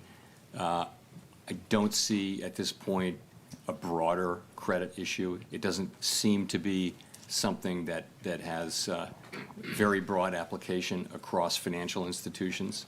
But we're going to be monitoring this quite carefully and making sure that is the case. And then separately, many, you yourself have said that we're in a bifurcated economy right now with high net worth individuals continuing to spend with the lower income pulling back.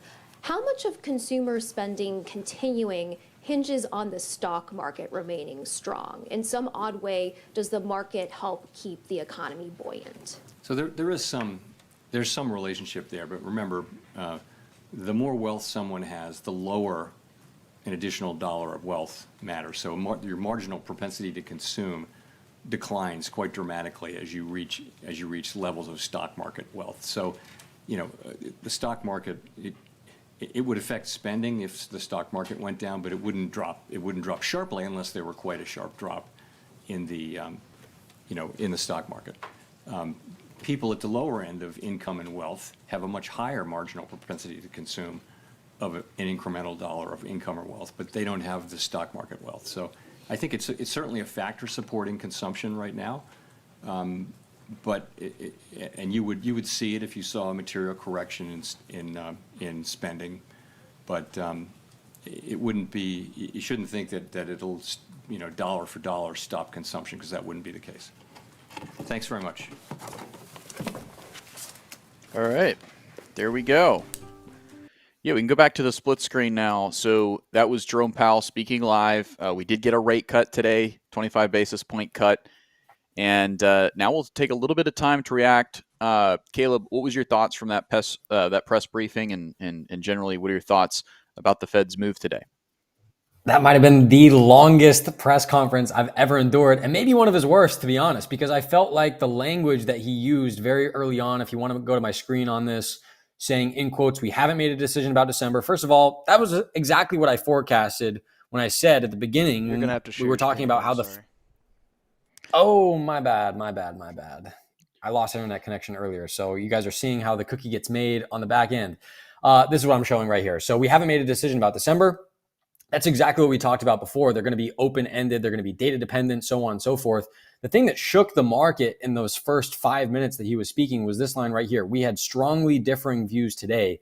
Specifically here, he's referring about the December meeting. There was a lot of consensus in this meeting. Okay, 2 dissents, but relatively consistent.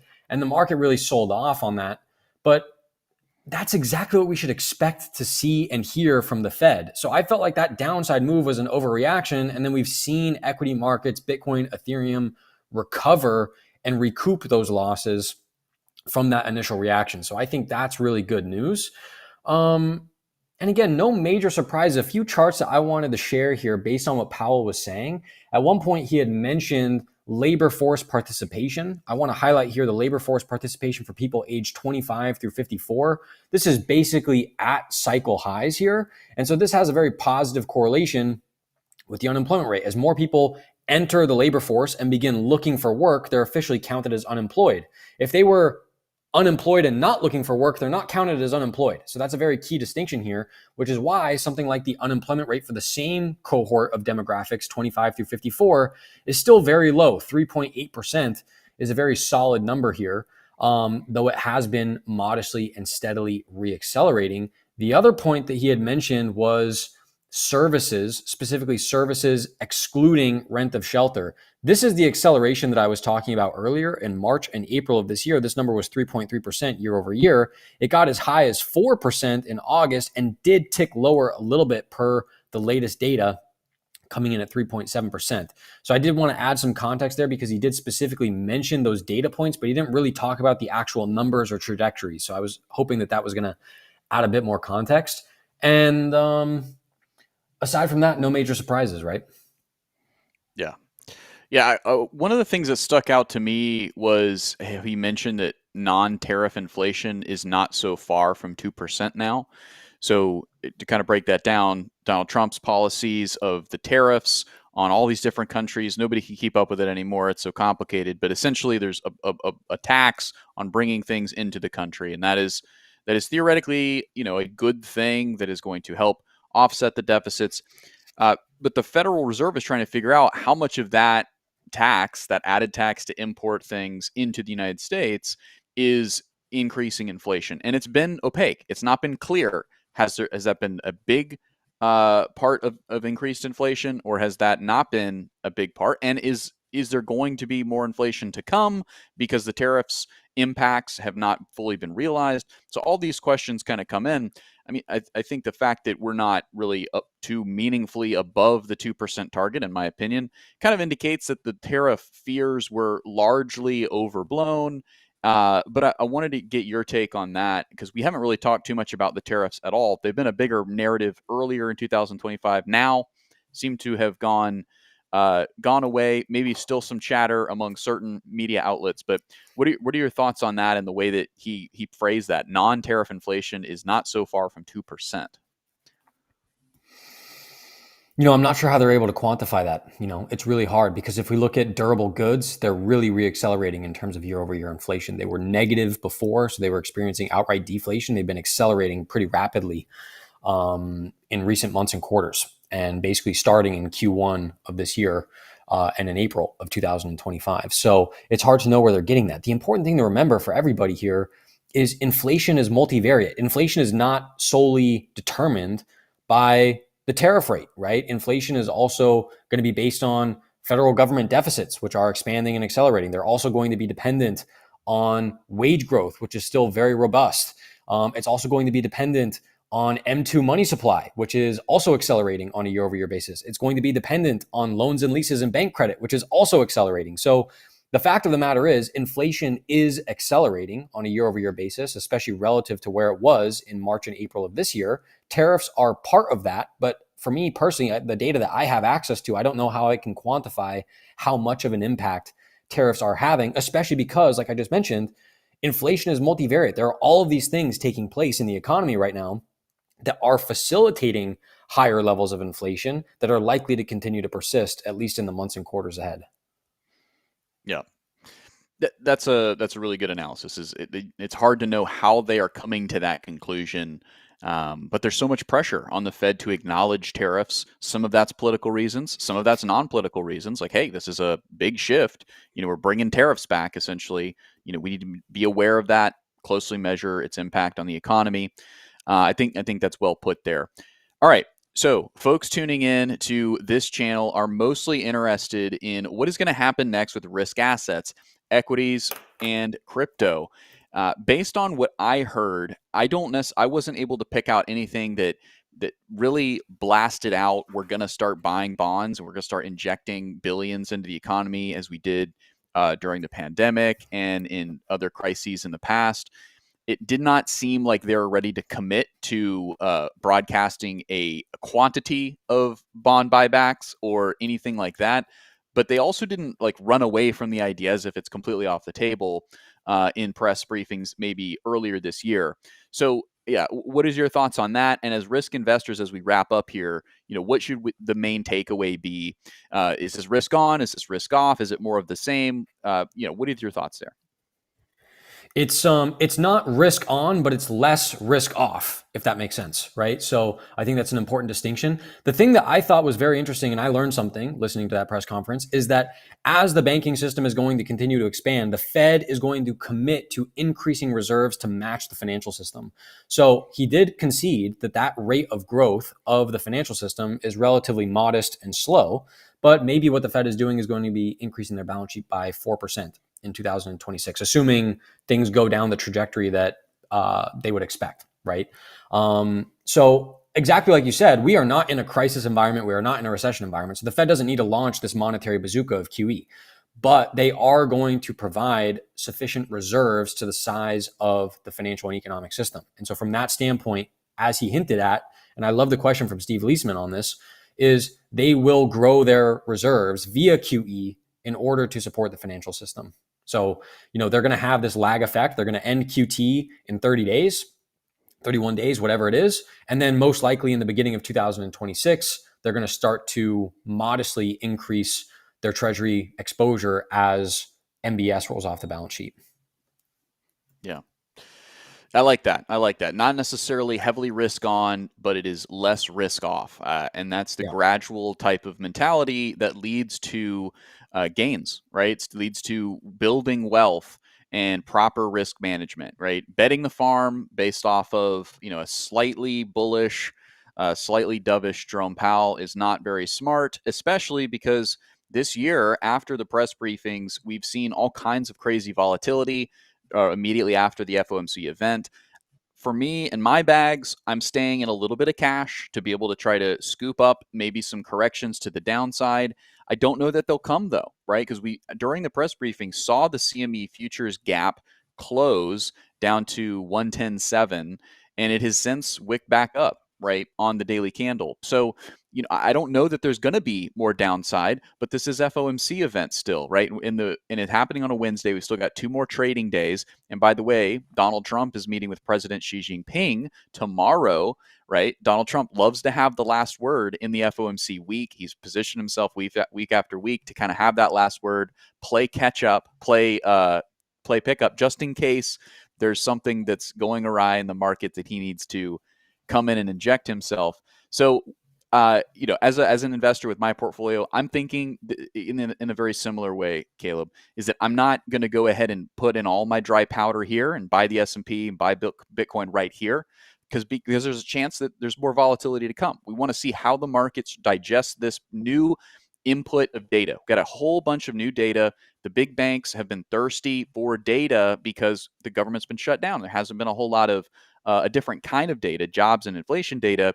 So now that Jerome Powell comes out and kind of releases his interpretation of what data that has reached his desk, now the banks can kind of start to reallocate, make moves based on that, and also his forward projections and guidance. So as a risk manager myself of my own portfolio, I'm thinking I'm continuing to be cautiously optimistic.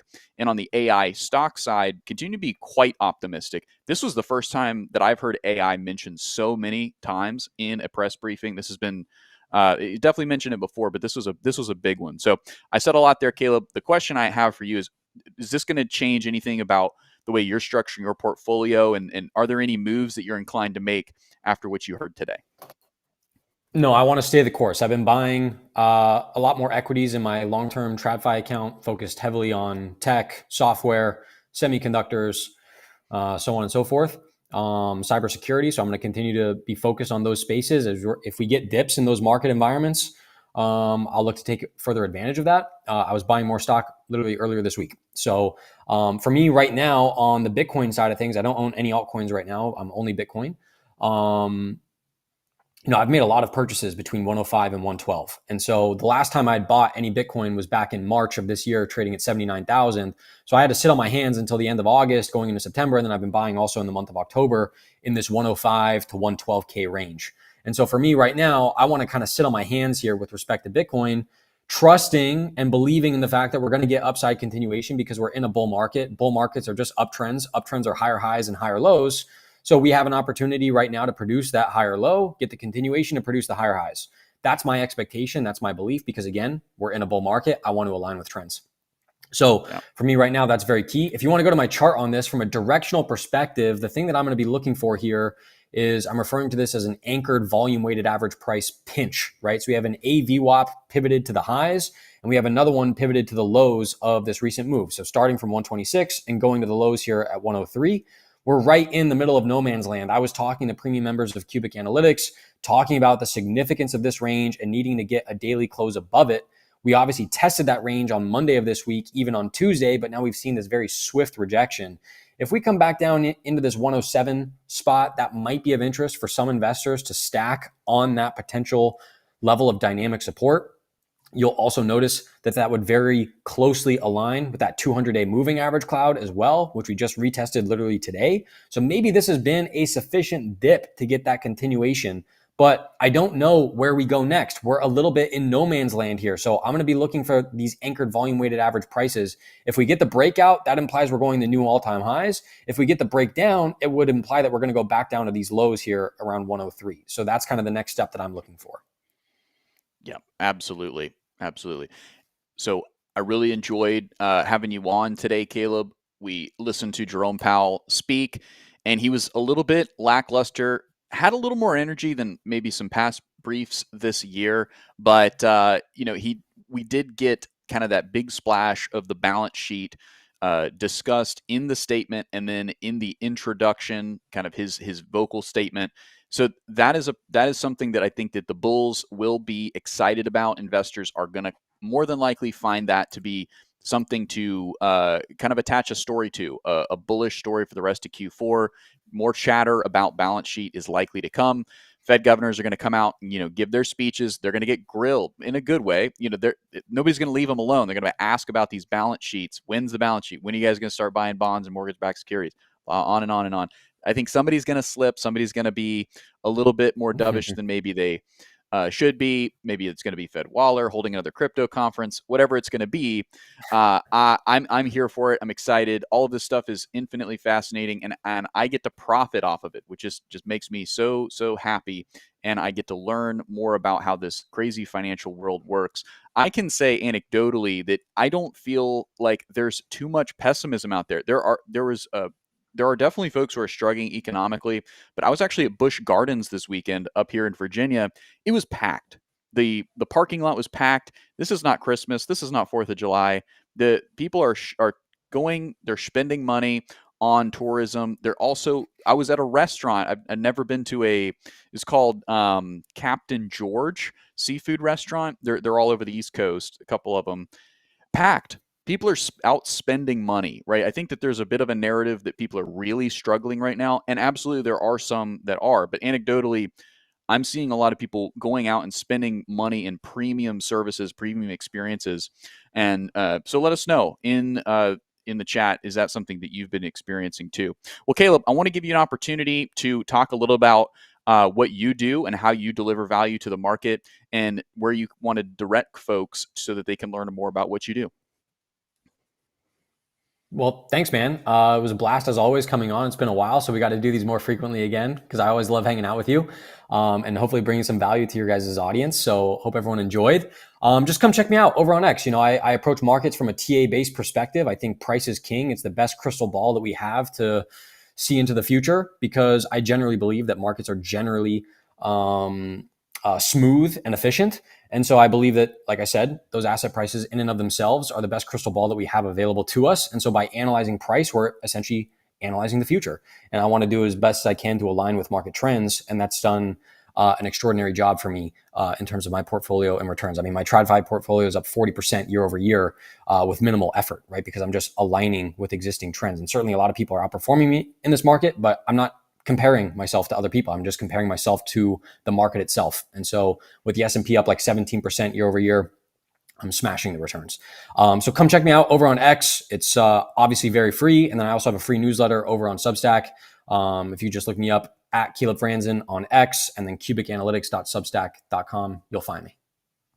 Absolutely. And if you go over to my screen really quick, Smay, just to round it out, this is what Caleb's profile is on X. Maybe you've seen a spicy tweet or two from this profile picture. That is Caleb. So we love him. Empath X says, love your takes, Caleb. And if you go to the description of the video you're watching now, whether you're watching it live, you're watching it later on this weekend, perhaps, there are links to Caleb's Substack and Caleb's Twitter. So thank you all so much for joining. Go give Caleb some love on Twitter, and tune in to this channel for more education and entertainment content on the financial markets. We have a specific kind of focus on cryptocurrency, Bitcoin, Ethereum, Solana, names like this, but we also like to dabble in Teslas of the world, the QQQs, and as well as Microsoft and Google, and doing some analysis on that. If you find those investments to be entertaining and you'd like to learn more about how you can profit on these markets, check out the link in the description to our trading community. We have a free Discord, and we also have a paid Discord where we drop trades and we drop very actionable market insights. Go check out those links below. All right. Thank you all so much for watching. We'll catch you in the next one. Adios.